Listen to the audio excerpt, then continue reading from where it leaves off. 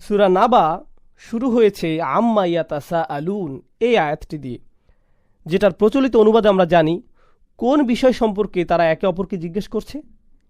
এটি সূরা নাবার প্রথম আয়াতের সরল অনুবাদ। চলুন আমরা শব্দগুলো ভেঙে ভেঙে আলোচনা করি। তাহলে সূরা মুরসালাত এবং এর পরবর্তী সূরার অন্তর্নিহিত যে সম্পর্ক সেটা আমাদের বুঝতে সহজ হবে। এই আয়াতে আল্লাহ তাআলা অবিশ্বাসীদের নিজেদের মধ্যকার কথোপকথনের উপর মন্তব্য করেছেন। আসলে ইয়াতাসাআলুন শব্দটির তাফসির নিয়ে তিনটি মত আছে। এই শব্দটির সাধারণ অনুবাদ হলো তারা একে অপরকে জিজ্ঞাসা করছে। প্রচলিত তিনটি মতের প্রথমটি হলো এখানে বিশ্বাসীদেরকে অবিশ্বাসীরা প্রশ্ন করছে। দ্বিতীয় মতটি হলো অবিশ্বাসীরা নিজেদের মধ্যে প্রশ্ন তুলছে। সর্বশেষ মত বিশ্বাসী এবং অবিশ্বাসী উভয় পক্ষ রাসূলুল্লাহ সাল্লাল্লাহু আলাইহি সাল্লামের কাছে জানতে চাইছে।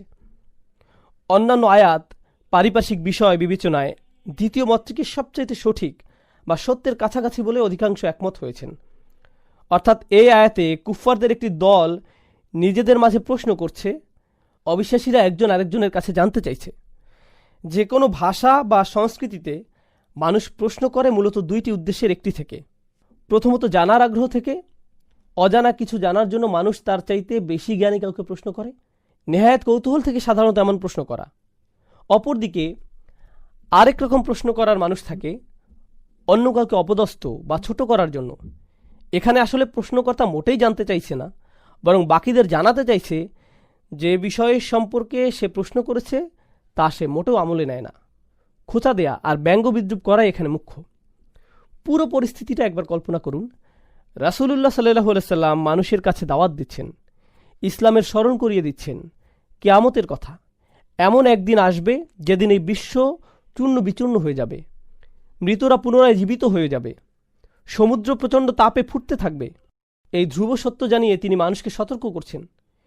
এই সব কিছু শোনার পর তাকে ব্যঙ্গ করার জন্য, তাকে সকলের সামনে হাসির পাত্র বানানোর উদ্দেশ্যে অবিশ্বাসীরা নিজেদের মাঝে বলাবলি করছে, তুমি কি জানো সে কি নিয়ে বলছে? না তো, তুমি জানো? না, আমিও এমন উদ্ভট কথা কখনো শুনিনি। এই ধরনের কথা চালাচালির একমাত্র উদ্দেশ্য তাকে হেয় করা, অপমানিত করা। ঠিক সূরা মুরসালাতে আমরা দেখেছি আল্লাহ বারবার বলেছেন আল মুকাদ্দিবিন এর সম্পর্কে। এই ধরনের মিথ্যাচারিতা অর্থাৎ তাকযীবের একটি বহুল প্রচলিত পন্থা হলো যিনি সত্য প্রচার করছেন এবং যে সত্য তিনি প্রচার করছেন সেসব বিষয় নিয়ে হাসি তামাশা করা, গুরুত্বপূর্ণ বিষয় নিয়ে ব্যঙ্গাত্মক প্রশ্ন করে বিষয়টার গুরুত্ব কমানোর চেষ্টা করা, বিচার দিবসে যে কোনো বিবরণ এবং ভয়াবহতা সম্পর্কে যে কোনো আয়াতের বিপরীতে অবিশ্বাসীরা এই ধরনের ব্যঙ্গাত্মক আচরণ করে যাচ্ছিল। যেমন তারা বলতো, আরে তোমার কি মাথা ঠিক আছে?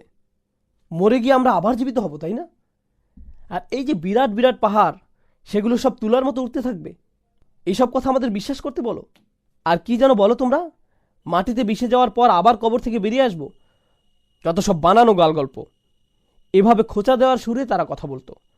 অবশ্য এমন ভঙ্গিতে কথা বলা আজকের যুগেও অপরিচিত নয়। এখানে একটা বিষয় লক্ষ্য করুন এবং অনুধাবন করার চেষ্টা করুন। তাদের এই জাতীয় কথোপকথন রাসূল সাল্লাল্লাহু আলাইহি সাল্লামের কান পর্যন্ত পৌঁছায়। যারা ইতোমধ্যে বিশ্বাসী এবং দাওয়াতি কাজ করছেন তাদেরও এসবের মুখোমুখি হওয়া লাগত। কিন্তু এই দুই পক্ষ ছাড়াও আরেক পক্ষ এখানে উপস্থিত। তিনি হলেন আল্লাহ আযজা ওয়া জাল্লা। সমস্ত কথোপকথন তিনি শুরু থেকেই শুনছেন এবং এই সূরার প্রথম আয়াতে আল্লাহ অবিশ্বাসীদের হীন পরিকল্পনার প্রেক্ষিতে তার নিজের বক্তব্য প্রদান করছেন। সুতরাং আমরা এতটুকু বুঝতে পারি যে তাদের এই ব্যঙ্গাত্মক কথোপকথন, খোঁচা দেওয়া আচরণে তারা মূলত স্বয়ং আল্লাহর বাণীকে তুচ্ছ প্রমাণ করার চেষ্টা করছে, যার ফলে আল্লাহ তাদের উপর তীব্র অসন্তুষ্ট হয়েছেন।